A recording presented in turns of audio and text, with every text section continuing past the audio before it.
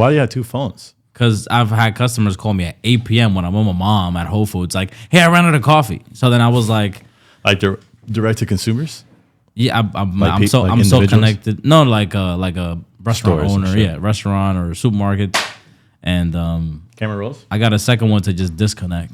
Camera rolling. Cool. I don't see the red light on that one. Is that one on?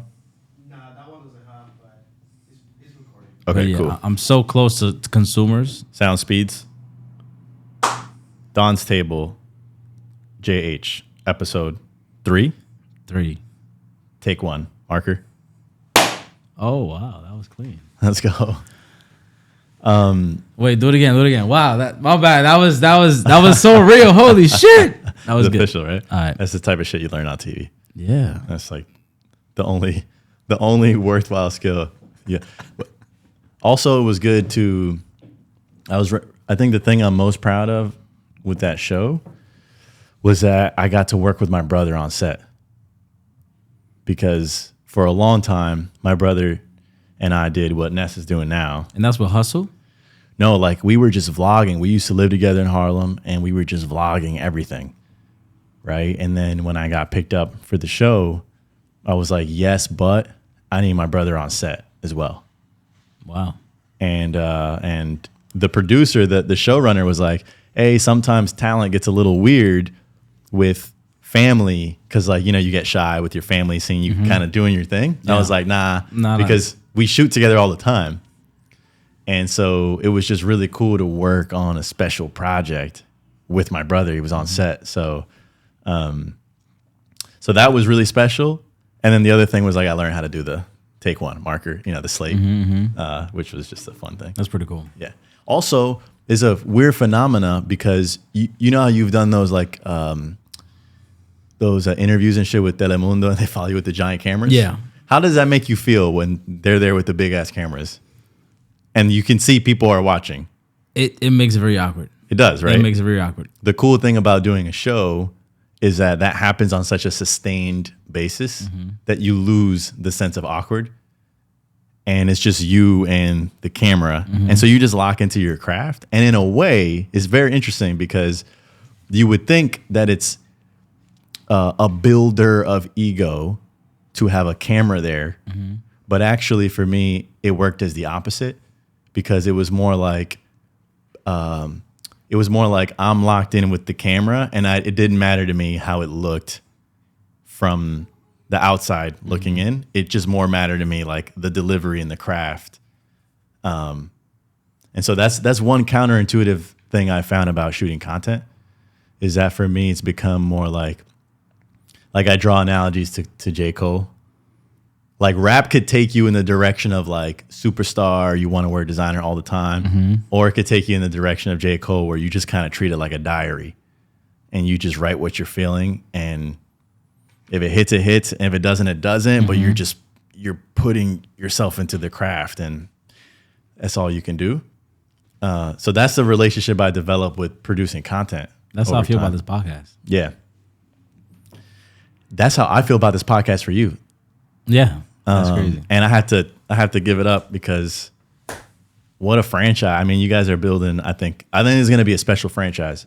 In fact, I felt that the moment I saw the very first frame of the very first thing you ever put out on it, I knew right away. I was like, I love everything from the name, the Don's Table, you know, the way it ties into the brand, the way it allows you to just like, and also the way you guys are doing the little mini clips. I love that they're really fucking small. They're not even like, sometimes it's not even like a full point with the captions, and like, it's not overly produced. It just feels like these moments that are just streaming from you right now. That's dope. So I think you're onto something right now. I'm really happy to hear that because you know, because you've done this process so many times, you just have ideas. And then you work on it, and then you put it into the world. And you don't. It's like the J. Cole thing. You're just putting it out. This podcast, we spoke about this 3 years ago, and you were like, "Yo, like you should do something to extend the brand." And I was like, "Oh, I don't know what that would look like." And then we were even thinking names. We used to hop on calls all the time. Yeah. And then You were receptive to the idea, though. That's That's what I remember about those conversations. It's like you knew the play was right and you were receptive to it. And like all things, like Kanye says, Jay favorite line, dog, in due time. Like you just had to nurture that. Yeah. And now look, you're now coming out with the platform and everything feels right because it was organic. Right. At the right timing. Yep. With the right team, with the right people. Exactly. I always shout out Nestor. Yeah, shout out Nestor. Because he just holds it down. And that's how I felt about many things with the brand and making it an extension of me. So this podcast is just me and my homies. I see this now in the second episode. It's just us vibing, yo. Yep. And like, I don't think people would understand what I mean, but like, bro, I've spoken about this so long ago, and like it's just been sitting there because it just needed to be the right time with the right people, with the right platform, you know? And like, here we are now. Here we are now. And It's really reassuring to hear you say that because I appreciate it from you. And I'm proud of you, bro. You know, man, I think so. I'm 30 now. I turned 30 this year. My birthday is January 3rd. So right at the top of the year, for me, it was a new year. It was also a new decade. And turning 30, I had a moment with it because I'm proud of what I did in my 20s, for sure. I feel like I really did my thing. I locked in, and you know, there's no sense in a false modesty. It's also not a pride. It's just it's an acknowledgement of how I feel about my decade of my 20s, because I locked in when I was 17, and I knew the price that I would pay was, you know, like I knew the price I was gonna pay going in. And you know, you go through a lot of hardship, so many days where you're just, man, some days I would just cry from frustration. Some days I would just be like, you know how it goes. So I did that in my 20s. And now I understand that in some way, shape, or form, there's challenges at every level that feel just as intense, if not more intense. But it's so interesting because now I can feel an intensity in my challenges, but my personal situation is different, right? So like before, I used to be really, really stressed, and I would be like, there were all six of us. I'm the youngest of four, so there's a family of six, four of us, mom, dad. We were all in a 1-bedroom apartment in the Heights, right? And so literally in one room, it would be like we would sleep on the mattress. And I'm talking about not too long ago. Like sleeping on the mattresses on the floor. Like my sister had like the full bed, and there was like, and some of us slept in the living room. And by the way, The current? and yeah, the curtain, like, and by the way, that was fine. Yeah, it was cool. But like when you're going through it, and then you're also like all these things compound. But now it's just interesting because now I have more space, more time. My life is more like how I envisioned that it would be. But the challenges never went away, so you kind of make peace with it. But anyway, the whole point that I was getting at was I'm now at a time where I realize that I have a lot of these relationships that span a long period of time, from with friends and peers that have also been at it for a long time, and the amount of mutual respect is just crazy between us, because you know that it's not a given that we're still here, and you know that what you have to go through to just still stay in the game, right. And so a lot of those 10-year plus relationships, and we're on our way there, you and I. Yeah. We're probably 4 this year. 4 years, like, We literally met 4 years ago on this very month and that's at that talk in Long Island City. And that's just dope. And I'm proud of you because I've just seen you actually do what it takes, show up, and you're showing up in a way out there that doesn't feel like it's for show. Like there's just a certain amount of substance in the way you're showing up that I think is exactly why you have built the following. And then also you've had your moments too. There was a little stretch where you went on a run, right? With the, like, visibility and shit, right? Like you were on Telemundo, Univision, and the boy was on a tear. That was dope. How'd you feel about that? It was crazy, bro. It's happened multiple times, and it got to a point where it kind of sucked because my revenue was dependent on it, or like me getting out of debt was dependent on it. And then I got to a point where I was like, well, news features don't really bring me money. They bring me attention. Attention doesn't pay my bills. So then that's when I started flipping it. Like, well, how do I monetize this? And then it was like reverse engineering a news feature. Because I remember one time some really big channel hit me up, and I was like, well, how much are you guys gonna pay me? And they were like, well, for journalism, we don't really pay. And I was like, oh, okay, cool. It's Telemundo, right? Like, whatever. It's only like all these people are gonna see me. So it was really cool, bro. It was dope. And like, yo, at some point, people will be like, oh, like you were on Telemundo, and like to me and you, it becomes normal. 100%. And sometimes people think you're not being humble, like, but it's a part of my reality now. Exactly. You know what I mean?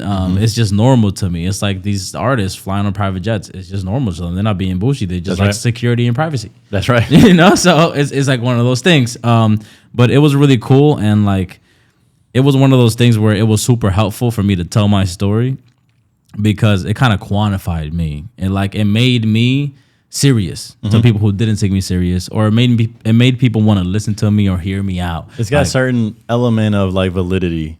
Yeah, that's the word. That's the word. Yeah. That like once you get it, you can check that box. But for a lot of our community, because they associate like whether you made it or not, right, with some external institution validating, right. you. And so there's a layer of like, all right, that that's needed to some extent, to a way less extent, but more and more, I want all of us to just like, you're certified, you're verified, you're validated when the community fucks with you, right? Right. Actually, right, and they pull up, and they pull up, yeah. So that's where I want us to get to as a culture. But in the meanwhile, I'm glad that you've had a couple of those runs because they're not gonna like blow the business up. I think that's a myth that people think. Like you go on, even you can be on Shark Tank, you can be on anything. Yeah, you might have a little moment, but I don't know if you felt this way. I have. Like, I remember, bro, when the day the first episode of Vice was gonna come out for Hustle. I was like, I'm gonna be fucking rich. I'm gonna be fucking crazy famous. And then the episode came out and nothing fucking happened. Right? And it's like, it was just funny and silly because like I ended up feeling like there were gonna be these big moments and spikes, but in actuality, sometimes the things you think are gonna pop don't, and sometimes you think the things that aren't gonna pop do. But either way, whether they pop or they don't, they subside no matter what. And the only thing that stays constant is this slow compounding grind at improvements that builds the arc over time. And all of those things were just helpful along the way and maybe fun memories, but none of that shit is going to make or break you. Right. It's just your own effort. That's crazy. Yeah, it's been quite the journey, bro. And like, I'm going to tell you something, like, people back home in the Dominican Republic, they swear I got it like that. Like, bro, people think, because I've been on Dominican TV too. Hector! El primo, why? Like, it's crazy. And like, they really associate success with publicity or awareness. And I mean, I don't blame them because it's you can only do what you know. But it's like, at least hear me out and understand my journey.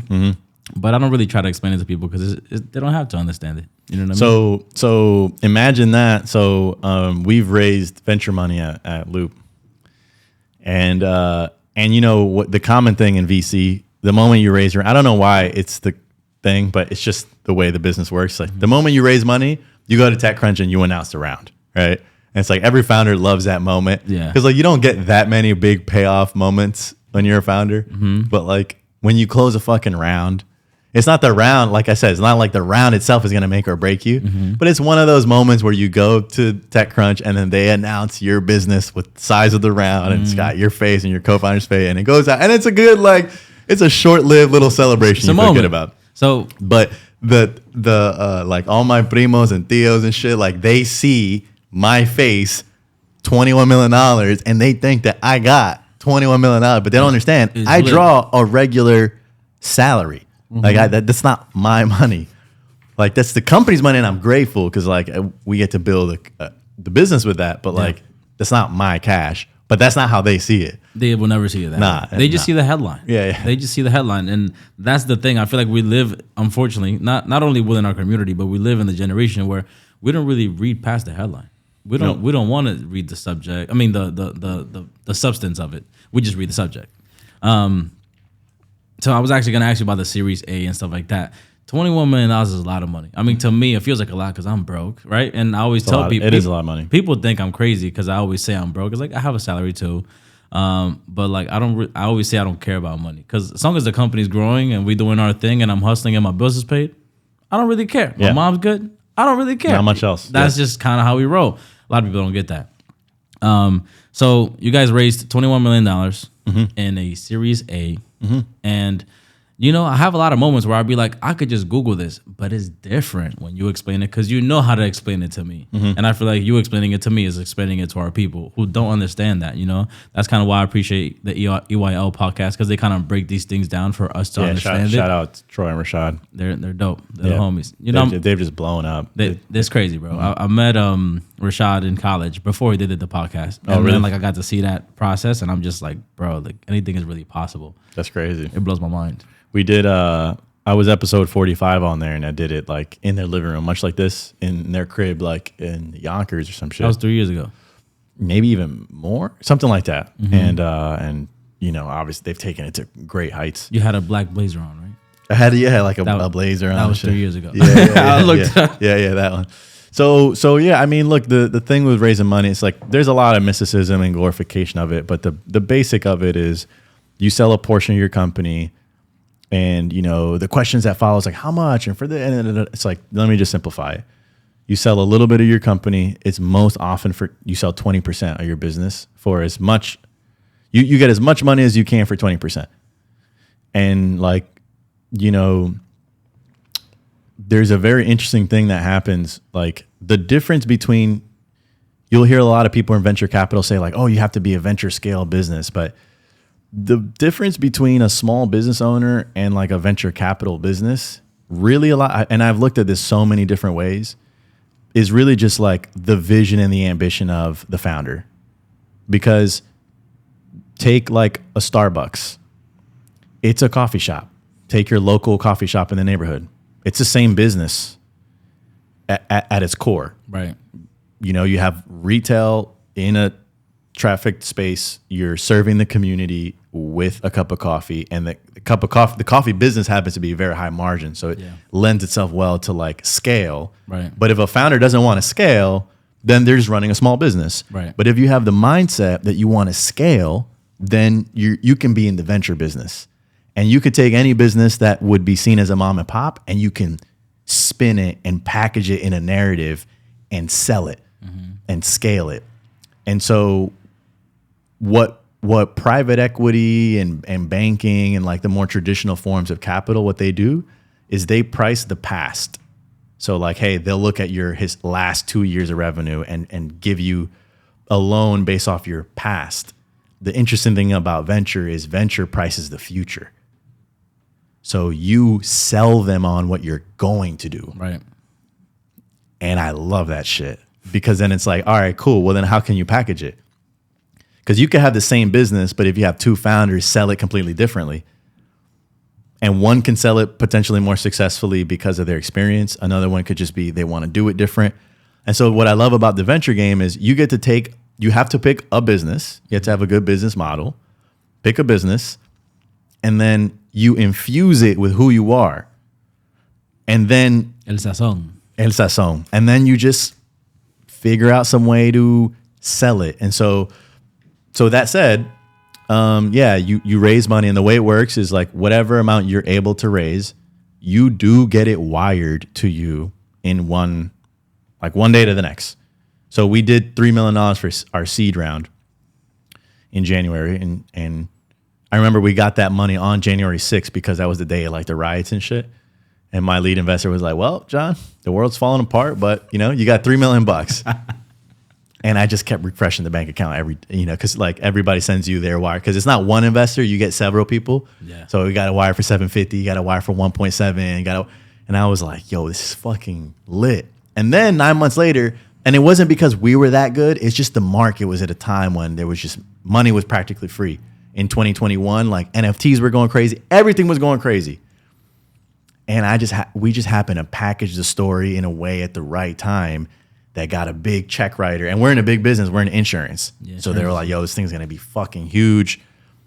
And we got 21 M's. And like literally one day to the next, I refreshed the bank account. There's $21 million.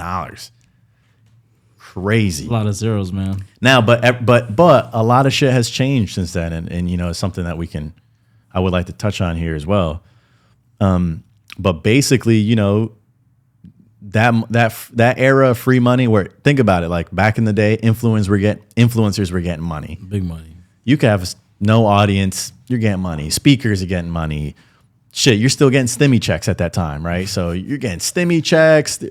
Like inflation was still low, but money was still printed. So like there were just a lot of excess capital. And now there's a correction. Like essentially debts have gotten high, inflation's through the roof. Tech companies started laying people off. Interest rates is crazy. You got all these mass layoffs. I think I read it's been something like 3 million people laid off. Yep. Right. And then on top of that, people are freezing their hiring. So there's 2 wars going on right now. There's a presidential election next year. The economy's on stilts. I don't know about you, but for me, I feel like a lot of uncertainty in the air right now. And it's very interesting because for me, I've not professionally navigated through a time where it just feels so precarious. Mm-hmm. Like the world feels like more dangerous today than it did before. And I don't know what's going to come, but it makes me move. It makes me think about how we're going to move as a company a little bit different. Mm-hmm. So that's what I'll say about that. Yeah, I feel like we're definitely living in a crazy time right now, bro. Like, I feel like I'm such at a small scale right now. Like, our revenue hasn't passed $1 million. We're in the hundreds, and it just feels like a bike with the training wheels. You know what I mean? Like, it's just like, yeah, we're not really that crazy yet, mm-hmm. which we will be. But the one thing that really like hit for me was the war, because. Like, bro, I'm still in the Bronx, you know. I grew up in a private building, then I moved to the projects, and like that was just my upbringing because that was the way that it organically happened, you mm-hmm. know, financially. And seeing people like not have the same liberty of just waking up, like without their living room being gone, you know, or mm-hmm. somebody passing, like that made it feel like, wow, like we're really so fortunate. We really are. To be able to have funding rounds and to be able to just run a company and like just drive and like show up to work, you know what I mean? Because the world is in such a spin right now. But I feel you. I feel like I haven't felt that level of it yet. I feel like I live in a bubble sometimes, you know. And I've gotten used to the struggle for so long that it just feels normal to struggle. So it's like when I have a little bit of money, I'm like, what am I gonna do with this? Mm-hmm. Oh, that's why, by the way, I think our community often makes for just great founders. Just like that resiliency, doing a lot with a little. But then here's a lesson I've had to learn is it's great to do a lot with a little. It's also great to do a lot with a lot. Right. And there's a certain conditioning I've seen because for those less familiar, like I ran a fund for a while. So I was on the investment side and now I'm receiving investments, but there's just something that happens with our community since we're used to having very little that we don't ask for a lot. Right. And now I'm entering the big leagues, not because our company's there, but like I'm raising cash and stuff alongside guys that are like, you know, real fucking pros. Like they do this shit and they're not asking for a little.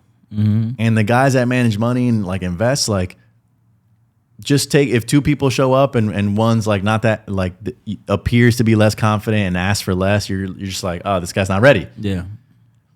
And so I've had to unlearn a lot of things that I actually just inherited culturally. Yeah. That in this world, no one's got the sympathy like, oh, no, el pobre, like, you know, no, pero él viene de ahí, de la 179, vamos a dar un chance. No, there's none of that. Yeah. It's just like, you at face value in that moment, who's got the best vision, the biggest game, the best talk, like the best business, that kind of thing. So anyway, man, it's been interesting for me entering this new decade now, because I realized like I don't have to do it the way I did it in my 20s. That's interesting. My 20s was just grind my face off about 14 hours a day, 6 days a week, from, I can say confidently, from 18 all the way up through 30. There was no change in pace. But now I get to evolve my hustle. It doesn't have to look like that anymore. So what should it look like? I'm unclear, but I'm evolving my hustle, and I'm also, there's certain beliefs that I'm having to let go of. For example, one thing I learned with a coach of mine is that like if I make a bad move at Loop, let's say, I bring shame to it. And he's like, you see, but shame is interesting because shame means I am bad. There's a difference between I am bad and that decision was bad. Right. And I realized that like a lot of the guys that are like pro CEOs, they'll deliver good or bad news. It's not a reflection of how they feel about themselves. It's just the news objectively. But our community, we have so much pressure to get it right from our family, for our community. And it's not even like they place the pressure on us. It's like we place the pressure on ourselves because we're putting on for the hood and the family. Yeah. That when I noticed about myself, when I was getting something wrong, I would be slow to deliver the news and deliver it with a posture that was like, yo, you know. Yeah. But learning to communicate bad news as just news. Wow.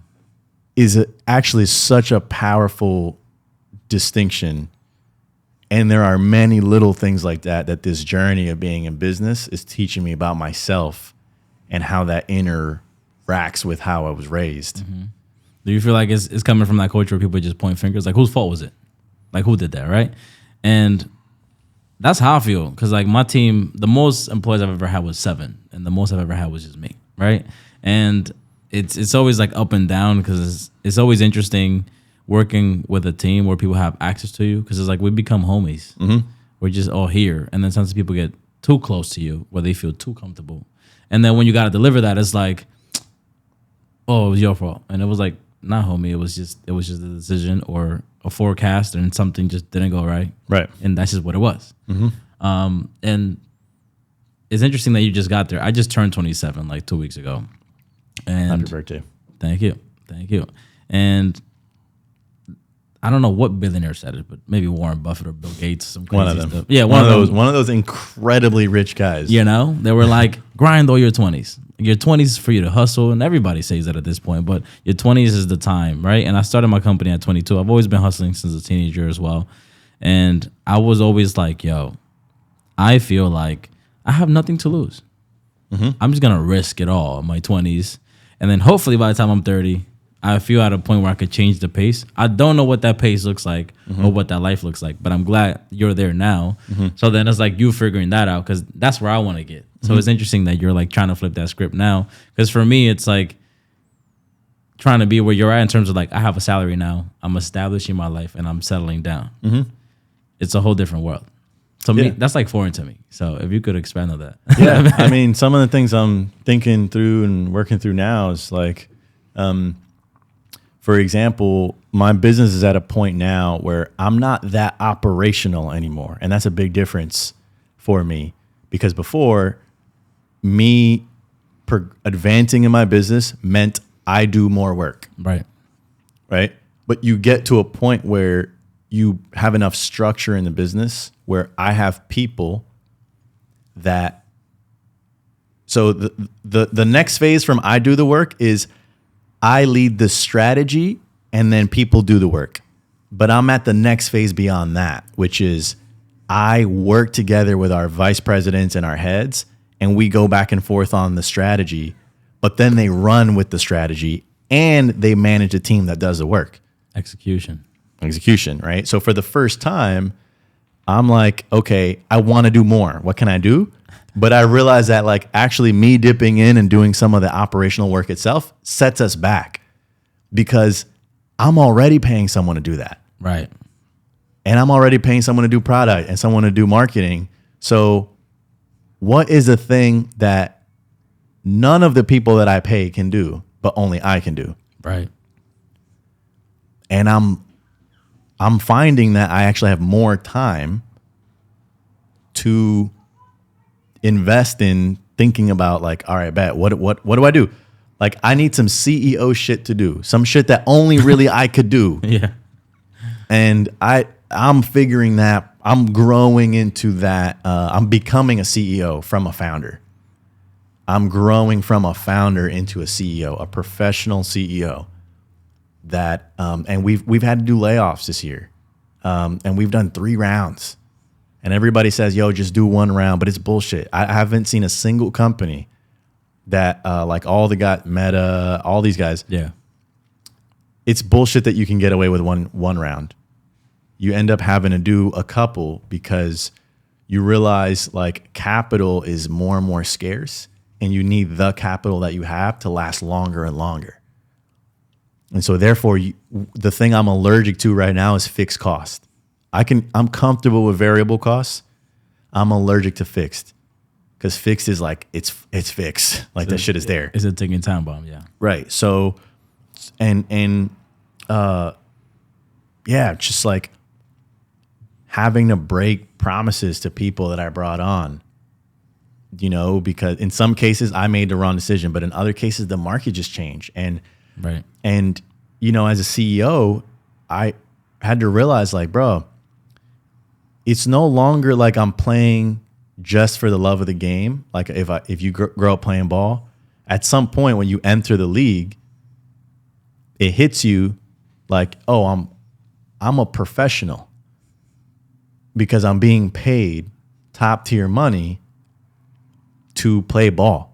Right. And all those ball players, I watch all the interviews and shit, like they all have that moment where they realize, like if you watch LeBron's like uninterrupted when they're in their barbershop and shit, like they all have that moment where they realize like I'm a like they have expectations of me. Like if you're not performing, like the cameras will, they'll love you when you're on and not when you're off. Like they all have that realization where like, oh, I'm a pro.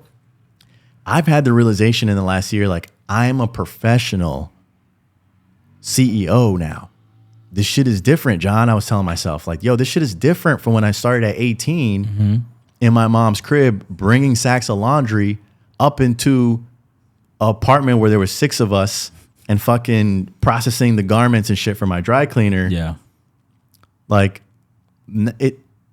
it's not, I'm a professional. And so therefore I have to make kind of colder, more pragmatic and objective decisions about the company that I'm running, because I have a fiduciary responsibility, which means I'm vested legally. I have to do what's in the best interest of the company, not necessarily an individual person that's working in the company, if that makes sense. Yeah. And sometimes those two things are at odds. And so this year definitely has been the year of becoming a pro.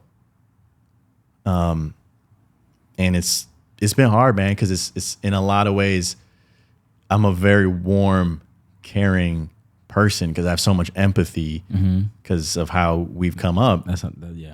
That I'm learning how to blend that with the like the professionalism required to really take it where we want to take it. Yeah, I feel like that's so interesting. Like I was saying earlier, that is where I'm trying to go. So this year for me has been the year of like, I actually worked by myself for a while, and I was like, I'll work more hours. I'll be all right. Because like I've had team members because I wanted to delegate certain things, but I was like, we're not that busy to have like a fulfillment person. And this is the year where I had that realization of like, oh, I'm developing into the CEO and extracting from the founder. Because as a founder, you're everywhere. I'm here, I'm there. You're mad passionate. It's very emotional. You're mad attached. And you know what's crazy? 4 years ago, you asked me, what is your exit strategy? You probably don't remember that. But I don't. You literally asked me that question. You was like, what is your exit strategy? And like, to me, I was like, exit strategy. What the fuck is that? You know what I mean? So, Google it real quick. I mean, I could assume what it is. Sure. It's pretty straightforward. Right. But then I was like, oh, but like, I don't ever think I will sell this company because it literally has my grandfather's face on it. Right. You know what I mean? So it's like, it's my last name, it's my grandfather's face and stuff like that. And I've grown so much attachment to it. Then it's like, there's a spinoff like this podcast. It's just like inspired by him and his table, but it's really my table and whatever, right? Mm-hmm. But then it's really Nessa's table, but hey. It's really Nessa's table. It's right here on the serial number. So then it's like me getting to that point of like, yo, I'm tired of chump change. I'm tired of like snacks. I want meal tickets. I want 7 courses. You know what I mean? Like, I want to think bigger. And that's when I started like approaching it like, yo, how do I get Whole Foods? Mm-hmm. How do I get on Amazon? How do I get on First Direct? How do I start supplying hospitals? Because it's like, I love my community. I love small coffee shops, but they're really hard to deal with because it's hard to communicate with them. It's hard to get a payment on time. So I can't really predict my cash flow. Yep. I can't really prepare properly.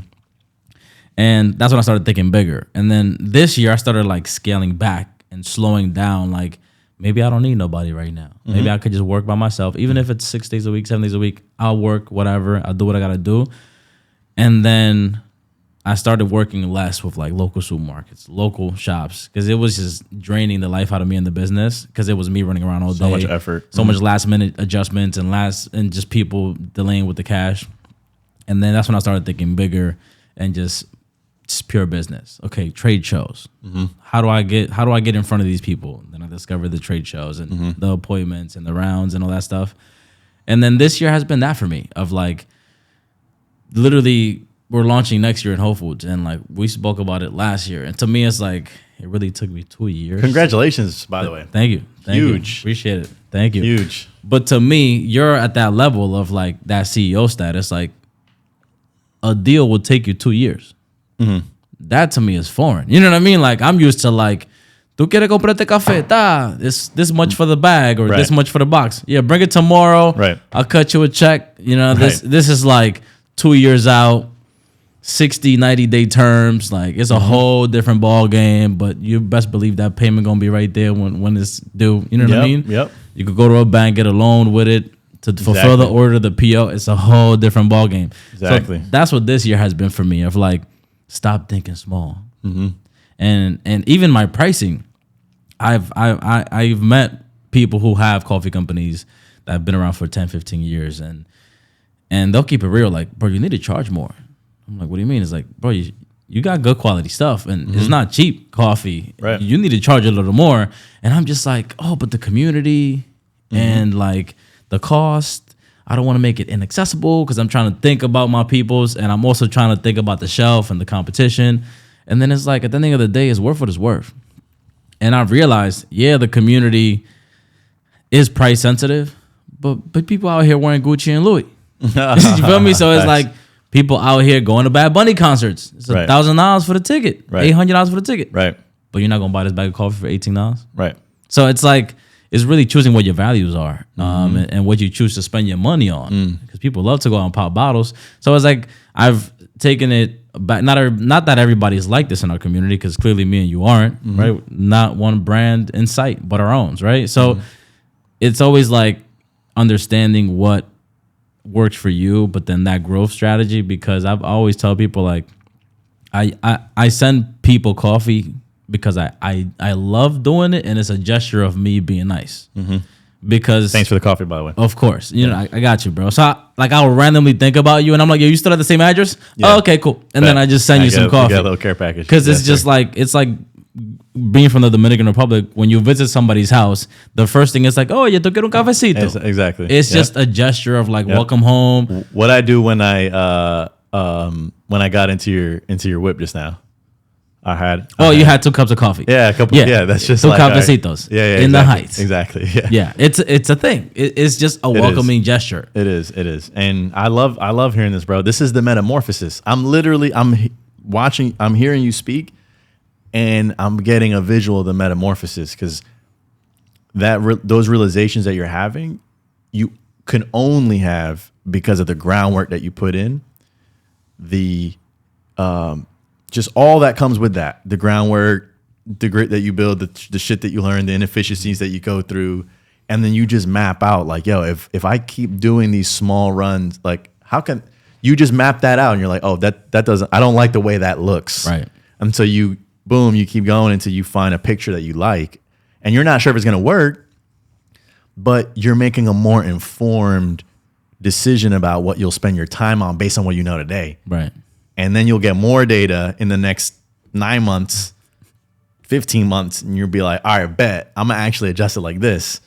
And we keep going. And, in my view, you don't need to have a fucking exit strategy. Because my view of what our first businesses are is like, that's where we learn.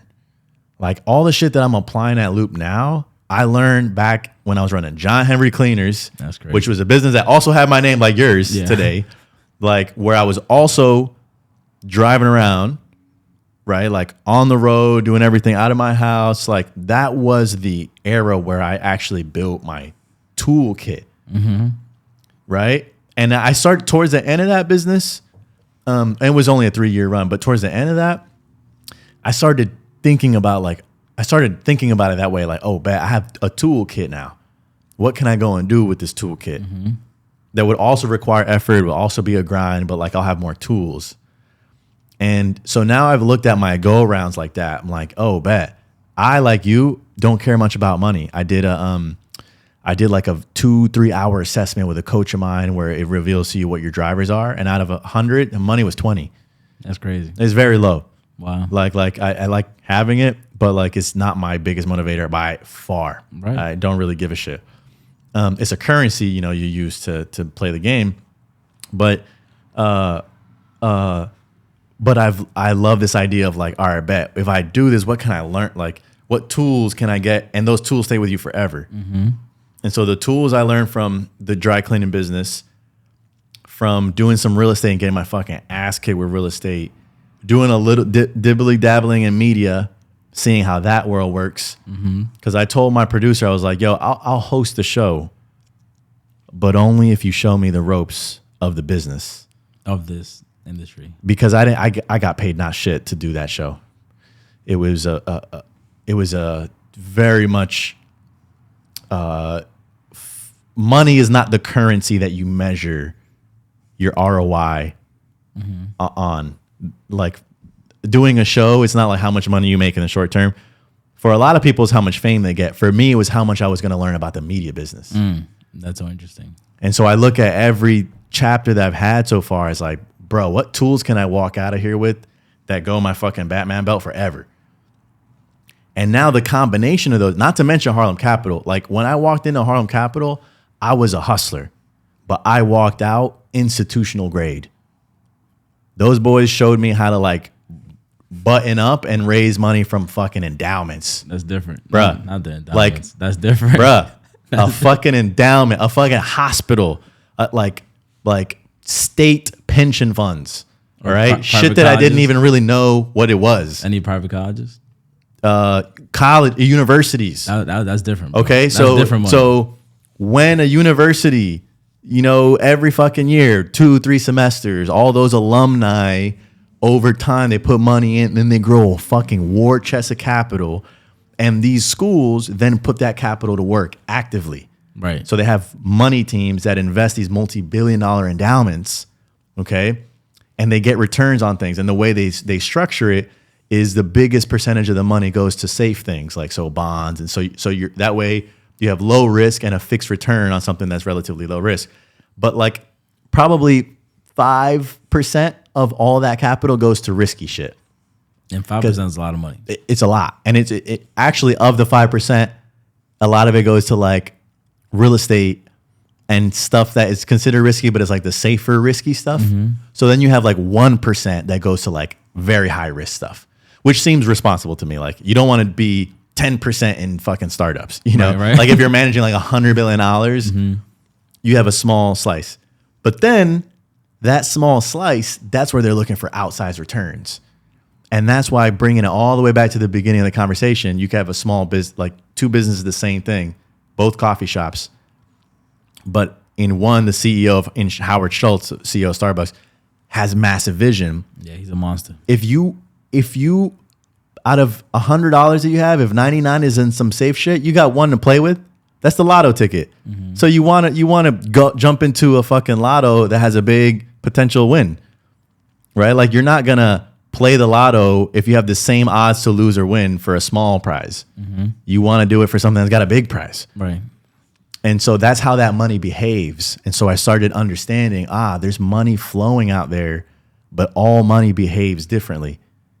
And okay, this money has this expectation of return, but more importantly, the shit that I was just talking about with Harlem Capital and my experience there was that I learned that you have to package the information and package the story in a certain way. And I was like, bro, if I could just, all I want from my experience at HCP is understand, like walking out of here with the understanding of how to package a story in a way where a fucking endowment could write me a check. The only thing standing between me and an endowment and their money is knowing how to package the story. Literally a series of specific words, numbers, how you talk about that shit, and what the slides look like is the only thing standing between me and a $10 million check. That's crazy. And I was like, if I could learn that, then that completes my toolkit for now, and I can go and try build a $1 billion business. That's crazy. And that's what I want out of Loop now. It's like, I want to build a $1 billion business. And the thing is that people say that with hyperbole, but like, I'm not saying like, yo, I want to be a billion. Like, I want to build a $1 billion business. Right. I know several people who have done it. I have several mentors whom, by the way, are Black and have built a multi-billion-dollar business and exited and put their money in me. That's different. And I spend time in their crib. And so it doesn't feel like a myth to me. It's right in front of you. It's right in front of me. And that's what so if you look at all of your chapters, like, yo, what can I learn from this? Then you're okay doing a sick production for your homie. Heck, even though you know you could charge more for it, because, you know, Nestor knows what he's kind of getting out of this. You can kind of just recognize the value. So in other words, like, people swear that money is the only currency to measure their ROI. Right. And in my view, it's the least important. And by the way, you could say, oh, it's easy for you to say that now. I've always thought that way.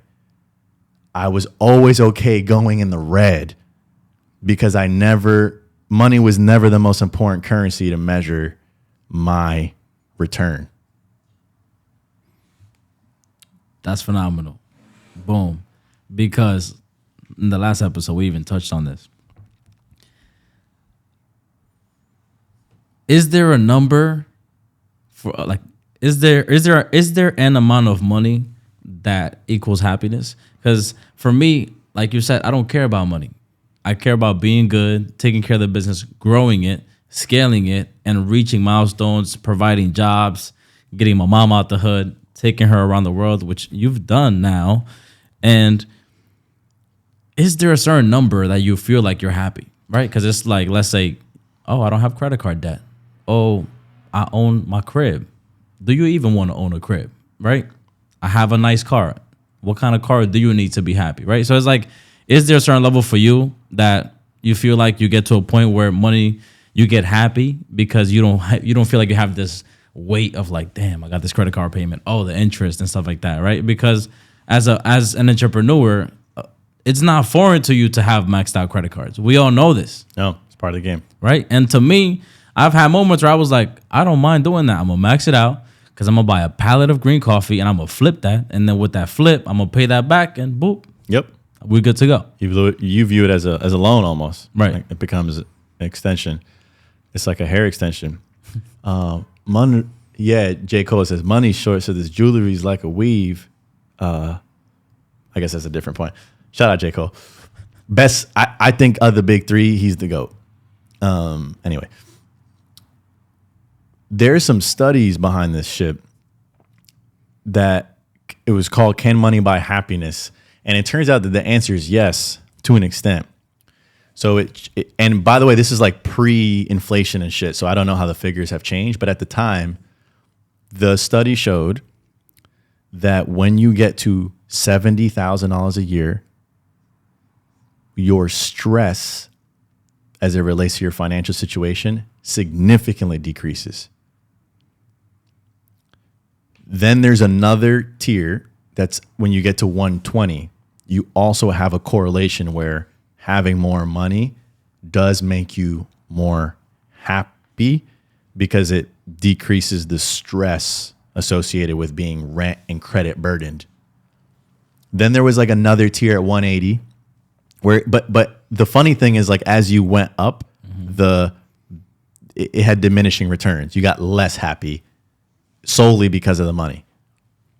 Then there was like 225. And then after that, it like a little tiny bit at 500,000. And then it kind of just decreased from there. Like at a certain point, more money does not equal more happiness. But I walked out of that with a very important thought. And that was, I grew up below the poverty line. So poverty line in America has a couple different definitions based on the size of the family. But if you're like a 2-parent household with like, if there's like more than certain kids in the household, if you're under 30K, like that's poverty. And so I think my parents combined probably make 20K growing up. That's crazy. And there were 6 of us. So that sounds extreme, but it's just how we grew up. It was just fine. It's just reality. And I miss those days actually. The best times. Right. So, but I remember when I made 70K in a year, I did indeed feel significantly less compression.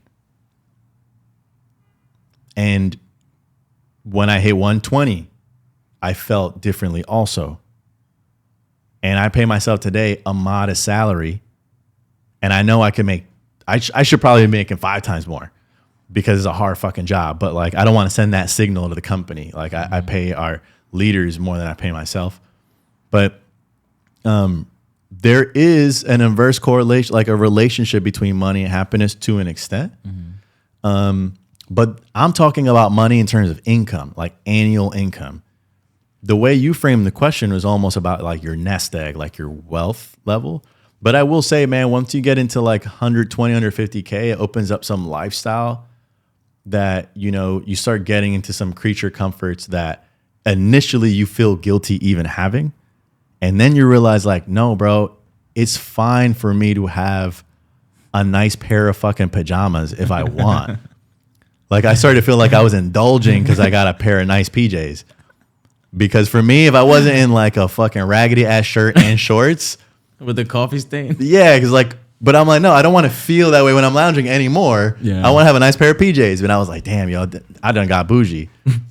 Or like sometimes I'll take a taxi to a certain destination and my brother would be like, damn, bro, like you take the train. But for me, I'm comfortable and able to pay $45 to take a taxi ride so I can have my thoughts clear and I could fucking send a call or make a call or send a text. Yeah. So certain income allows you to have some certain creature comforts that as a community, we have to learn how to grow into and accept as that's we're worthy of it. But you know, then you start getting into, okay, once I have enough income, you realize that really no matter how much income you have, it's not going to get you out of the race, the rat race. It's not going to get your mom out of the rat race. It's not, you might be able to send your mom 1,000 and your brother 1,000 here and there, but you inevitably run into, oh, income is not going to do it. Income is to take care of my fixed expenses and get some creature comforts and buy me the time to make the nest egg that's going to actually change the situation. And in order to do that, I've concluded you need to build a vehicle, an entity that has equity, has value, and can scale. There's really, I don't think you can't save your way to wealth. And I know people talk about that shit. It's like saving's good because it protects your downside. So in the case something happens, you can get back on your feet, but you're not saving your way to wealth. You have to either make smart financial decisions, investing in stocks and shit like that, that's not me. I've already learned that's not me. I don't like doing that shit. Me neither. I like to build. So I was like, all right, bet. If that's going to be my ticket out, I'm going to just make sure I take care of my fixed, like my overhead. And I'm going to be swinging until I'm 55. So like, if it ain't loop, I'll try the next, and I'll just keep trying until I hit hit a home run. And, you know, that strategy is not going to work for everybody, but I think I have enough tools that I can maybe get lucky. Yeah. It's interesting because we are like similar people. It's very interesting right now. So you sold your first business for $1 million. No, that's not true. I sold it for far less than that. But what happened was, I remember Wait, before you start. Go ahead. How did he even get to the point of selling it? That was dope. Because I feel like where we come from, we don't really get there. We don't, but it was far less prestigious. It was like I was running a little dry cleaner, and the guy was like, "Yo, would you sell it?" And I was like, "Sure, that sounds good." You know, Why not? And like I sold it for far less than $1 million actually. But I remember I got invited to host a podcast for eBay, and eBay put their PR people on it because they wanted to build me up as a character to lend validity to the show. So they had a reporter ask, and you know they're mad nosy as journalists, so they're like, "How much you sell it for?" I was like, "Under $1 million." You know, that's how I left it. And then the headline came out and says like $1 million, you know, and it's like I never confirmed or denied that, and I actually rode the obscurity because it benefited me. Yeah. And so I never cleared the record, but like it wasn't $1 million, but the cash was the least important part for me. It's like people overvalued with the same trend. It's like people overvalue the currency because unless you're making $500 million and it's enough to really change your life, then, you know, you still got to go back and work. And so for me, the most important thing that I learned in that go around was that I could start something, build it, package it, sell it. So remember I was talking about toolkit? I was like, cool, I'll take that tool. Yeah, that's crazy, bro. I'll take that. And it doesn't matter how much I sell it for. It just matters that I could sell something. And I now know that I could do that. Mm-hmm. I feel like your journey to me proved a lot of things. Because like growing up, we just like realistically speaking, because I'm just, this platform is like mine and I just don't care no more. Bro, I grew up around drug dealers and scammers, and that's just kind of how I went down. Yeah. The only doctors and nurses I grew up around was the one I would visit. You know what I mean? Yep. For my physicals and things like that. Yep. So we That's didn't really real. have like entrepreneurs. The only entrepreneurs we had was on the block. Yep. Or like the bodega lady, the coquito. Like those are the entrepreneurs we had. Yep. So seeing your journey is very inspiring and very affirming because seeing you do the show with Vice and eBay and Gimlet Media and stuff like that, it's like, yo, we could really be from the heights and be of a Dominican background and be on this platform. Like that's what that proved to me. And I've spoken to a lot of people and that's exactly how they feel. Wow. And sometimes people like look at me like, I never knew I could start a coffee company. I'm like, yeah, that's what I said. And then I did it, right? Yeah. And like we all kind of are like doing these things for the first time. And it's just mind blowing. You know what I mean? But to you, it's just your journey. And to me, it's just my journey. Exactly. And to people, it's just like, yo, that's crazy. Yeah. You know? That's crazy because to us it's our journey and then it becomes an example. And I never did this with any intention to be an example per se. Didn't I see you at Harvard teaching something? Yeah. I was in fucking Harvard Business School. Yeah. Teaching a study on my business to MBAs. And by the way, I dropped out. Of community college. I went to BMCC, did one semester and left. Plot twist. Crazy. Yeah. Right. But you know, I'm living in Austin now. So I've been in New York for a few days and I'm walking through the city and I'm getting stopped and just dapped up and like, yo, damn, I love your shit. Da, da, da.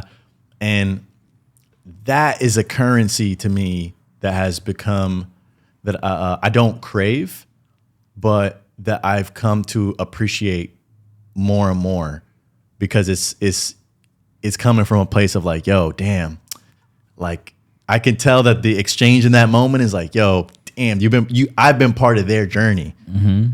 And to me, I only like it not because I was part of their journey, but because it's helping to unfold what their blueprint's going to be. and they could take a little bit of it. You know, we all take a little bit from somewhere and then just run with it. So yeah, I mean, that's crazy, man. That like, and like you said, like now, you know, you have a platform. People are watching you. You've been on all the news outlets. I know it's just you're normal now, but like, just think about that. In some ways, it doesn't matter at all. In other ways, it matters a lot. Yeah. And I mean, doesn't matter at all in the sense that like, you know, you're still locked in on the grind. You still got to do what you got to do. But in another sense, like, it's pretty fucking dope. You know, it's pretty fucking dope. And like, that's dope, man. It's like, it's just cool. And by the way, you know, I have a lifelong dream of mine that includes you, and you don't know it. What? Yeah. That's crazy. So I am a kind of guy I'm more driven by my heart than my mind. My mind follows my heart. Mm-hmm. And so I just lean into the things that kind of make me feel good, or that feel good to me, like, not necessarily like I feel good, but like it feels right. Mm-hmm. Like you know what I mean? One of the things I feel good about is the idea of owning land in the DR. Land and upon, like, just acres and acres of land. Mm-hmm. Tierra. And on that land, I envision it perfectly. It's like I want it to be, there's going to be like a dirt road where the tractors will pass through. And there's going to be one giant plot and another giant plot, acres wide, acres long. And I'm going to grow tobacco on one side, and I'm going to grow coffee on the other. Mm-hmm. And I would like to, because I love coffee and I love cigars, and I would like to cultivate the land. But of course, my mom's like, "Tú estás loco, muchacho." Like, they're going to rob you blind. They're going to rob you fucking blind. I'm like, don't worry about it. I'm going to have a post with motherfuckers with AKs, and like, we're going to keep that shit safe. But I want to create, like, instead of just farming it, like, I want to create a vertically integrated, like, farm that, package it, brand it, sell it. And I thought it would be cool if all of Don Carvajal's Cafe's coffee was sourced from, like, land that we actually owned. And we connected it all the way back to owning land, cultivating, shipping, packing, producing, and so on. So yeah, you're part of it in that way that, like, I see you as the brand, because I wouldn't get into, like, packaging, and I wouldn't get into selling coffee myself. Yeah. But I want to buy the land. We can co-own it. And then it completes the story, like the brand story. Because then it's like, you can have photos of the fucking farm and be like, yo, this shit is sourced from, like, our own homeland. And then we can employ people to go and work it. It's like, it would just be a beautiful thing. That's dope. So that's something I've had for years in my head. I never told you. I'm happy. We're gonna cook up, bro. Yeah, like, so, man, there's a lot to unpack in that. And I'm just like, do we even have enough time? But I always wish that I could use my grandfather's land for stuff. So my grandfather, you know, like, back in the day, it was on handshakes. Mm-hmm. So then when my grandfather passed, and his dad passed, and then my grandfather passed, and there was so many kids after that, it got really complicated. There was, like, hundreds of acres just sitting there.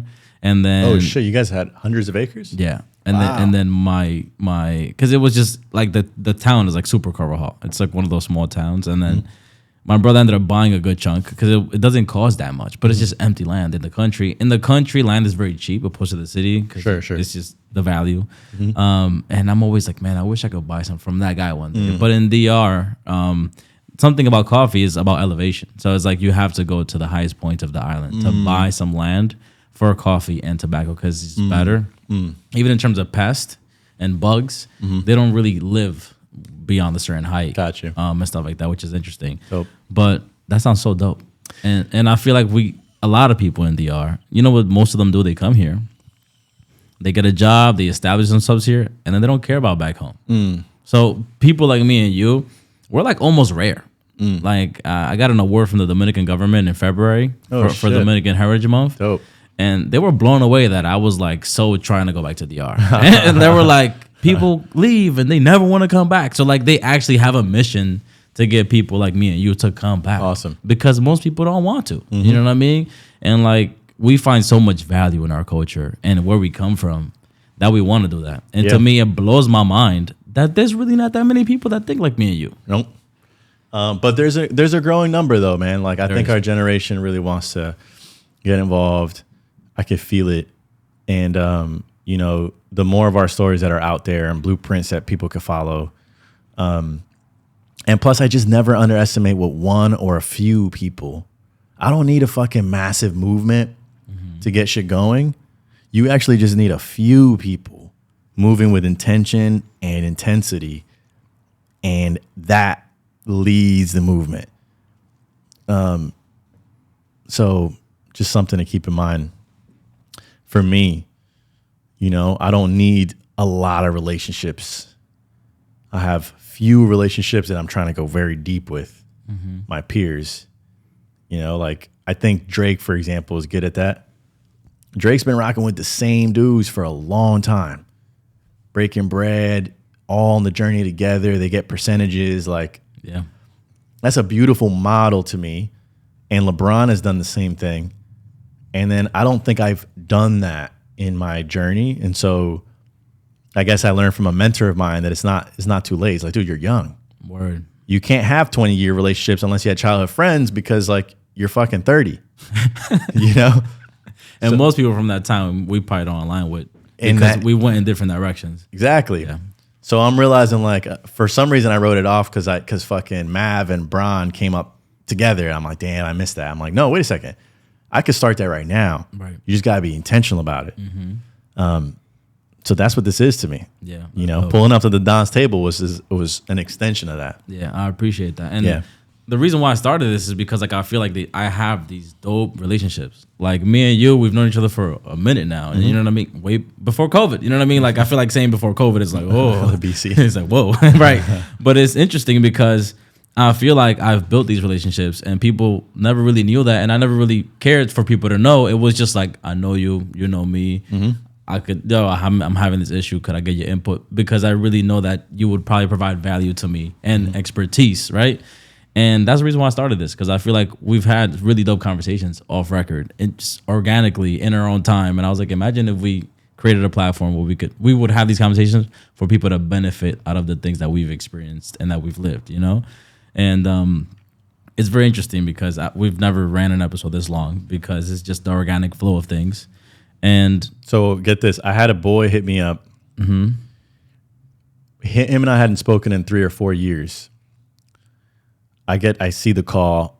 I'm about to do some other shit, so I'm like, I'm gonna call him back later. And then I stopped myself. I was like, you know what? Let me pick it up. I pick up the phone, and he was like, yo, JH, I need something. And for a fraction of a millisecond, I was disappointed because I hadn't heard from him in 4 years. And the first time he hit me was to ask me for something. And then I immediately was like, what the fuck am I thinking? Like, you know how hard it is out there right now?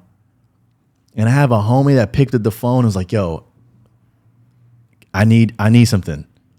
Then I'm going to do whatever I can to help because I know how hard it's been for me in this time. And I think it's going to be very difficult for the next 12 months. And so the whole point is I'm going to go out of my way. I'm not going to help you. I'm not going to just help you if it's within my way. You know, like when a friend's dropping you off because it's on the way. I'm about to go out of my way to drop you off. I'm on some, we got to go out of the way to help each other out right now for real because it's very difficult. And I think that there's going to be a wave of black and brown owned companies that go out of business in the next 18 months. And we got to, and that's all of us are in that boat. So we got to go extra out of the way to, to help each other out. So, yeah, happy to have been at the Don's table. thank you for coming, bro. I feel like one thing I didn't touch on that we're going to wrap up because I think the cameras might die on us. You took your mom and your sister to Europe. My mom was born in the DR and she lived in New York ever since. Only been to 2 places in the world. So what was that like? Like putting them on a flight, taking them to a whole other place and experiencing that together. And then I feel like family is such a big piece for me and you, but we don't really talk about that in our worlds because that's not a part of it. We just business. But I saw that on your Instagram and I was like, yo, that's fire. Thank you. And That was one of the most, if not the most, just meaningful experiences of my life. I got so much joy out of it. I have one photo of my mom looking out of the train. We were in Spain, and she was just like looking at the gently rolling hillsides. And it got me emotional because I was like, wow, I'm also experiencing this for the first time, but that's less special to me than seeing my mom experience something that she thought she'd never experienced for the first time through her eyes. And she looked at me and she was like, she doesn't speak English, but she was like, I can't believe I'm seeing this with my own eyes. Just like that, like in that type of tone. And then she just turned back and looked. And I was like, man, this is special. And I kind of had a sinister thought, almost like a dark thought, but it just came to me. I was like, man, if my mom and sister passed, if they passed away, but let's say I was rich, and someone said to me, John, how much would you pay? So mom and sister are gone. And someone said, John, how much would you pay to be able to have 10 days in Europe with your mom and your sister? Any amount, right? It doesn't matter. Take all of it. And in that way, that thought helped me put into perspective, like just how priceless it was for me to make memories with my family. And I got to do it as a young adult as our relationship is changing now that I'm growing. Even though I'm still like the baby, it was just cool to just be able to have conversation and relaxation. Like my mom works little jobs and stuff like that. And so, you know how it is. We just don't come from a culture where like you're taking vacations a lot and stuff like that. You know what I mean? Like a vacation might be you have a couple of days off. Right. And you have a party at the house maybe. Right. But like the barbecue at the park. Yeah. To have my mom like go to a spa, relax. And she like leaned into it. And, it was really special, man. I'm glad you asked about it. It was, if you grew up traveling abroad, then consider it a blessing. And if you didn't, then just know that you can start that in your family. And there's nothing like just making memories with your family like that. There's just no price for it. Wow. That's deep. Like I mentioned earlier, bro, where you're at is like things that I think about for myself. So it's very reassuring to be like, wow, this is not foreign to the world. Mm-mm. You're living it, and to me that means everything. I'm like living through you, and I can't wait till I get to live it too. And the cool thing is I'm living through you too, because I feel like I charted some of the paths that you're on now. And so I tap into your journey, and it helps me tap back into that like same, it's the same DNA. And so there's value in tapping into an earlier stage of the journey, just like there is in tapping into a later stage of the journey, because it's the same like essence of the journey, if that makes sense. Mm-hmm. So, yeah, it goes two ways. Wow. Man, I think that is a conversation. That does it. Yeah, my heart was on a skim with the cameras, but I feel like we could almost keep on going. But we probably should. What's the runtime right now? I feel like we're at an hour and a half. 15 minutes. Hour 15? Yeah. Wow, light work. I thought we might have been just 35, 40 minutes. That's what I thought until he said an hour. Nestor, should we keep on going? Okay, quick thing, just real quick, is what's the state of hip hop right now? Who are you fucking with right now? Wow. You remember earlier when I spoke about the bubble? I feel like I live in a bubble, man. You know when hip hop went left for me? Travis Scott's Astroworld in Texas. Wow. I was there. Wow. Yeah, bro. And it was like a birthday gift to myself. That year, like, I did a Nike campaign. I was like doing stuff with Target. I just made mad bread in October. I was like, yeah, I'm out of here. Like, and then that was like a gift to myself. Astroworld, bro. Because it was like the lineup was crazy, bro. I was like, oh, so I get to see all these artists on one stage. I get to knock them all out, bro. And then after that, I feel like I just been hustling. I don't really keep up with hip hop. I feel like the Drake album is pretty interesting right now. You know what blew my mind about that album? That he did a song with Bad Bunny, and it was Dembo, a Dominican category. That to me was like the highlight of hip hop right now. And then Bad Bunny, the biggest artist in the world, diving into more Dembo. Because that also stems from hip hop, and it was actually inspired by Jamaican music. It goes really deep. Interesting. But I feel like I haven't formulated an opinion on hip hop right now. Okay. Yeah, it's good. I like to do just a pulse check. I know. Like I know you love Nas. Yeah. I'm a Nas head, but at this point, Nas's sound is real outdated. He'll always be my favorite rapper. Yeah.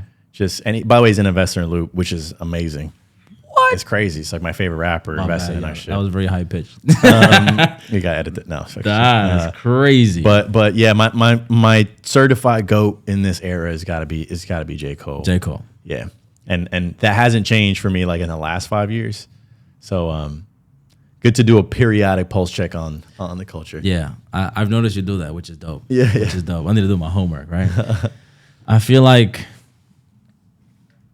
the way he lives his life is like how me and you live our lives. Yeah. But in hip hop. Yeah, and exactly. we're like on the entrepreneur side. Yeah, exactly. Very humble, very simple, and we're just gonna live life and take care of things and leave our impact and our legacy and just go with the flow. Yep. Versus like a more Drake style or like Kendrick. Right. People who evolve with the world, and we're just like here, just chilling, one step at a time. That's dope. Well, man, thank you for coming to the dance table. Thank you. This was dope, man. Thanks for having me. We spoke about this 3 years ago, and here we are today. That's how I know you from Uptown. You got the snap when you dap somebody. You're a real one. Yeah, it was good, man. It was worth the wait. It was just good to have. It was also just a privilege for me to just have a conversation where you just tapped into some shit that's not like super corporate type of panel asking rapid fire questions. It was like truly at the Don's table, breaking bread, sipping coffee, and just you get different types of things out of it. So I'm excited to look back on this conversation sometime. So Same. Thank you guys for putting this on. Thank you for coming, bro. Your time is highly valuable. Your intake, your output. Thank you for mentoring me. I've noticed that's the pattern. I'm bringing on guests who have played an impact in my role. So thank you. Peace. Thank you, buddy. See you.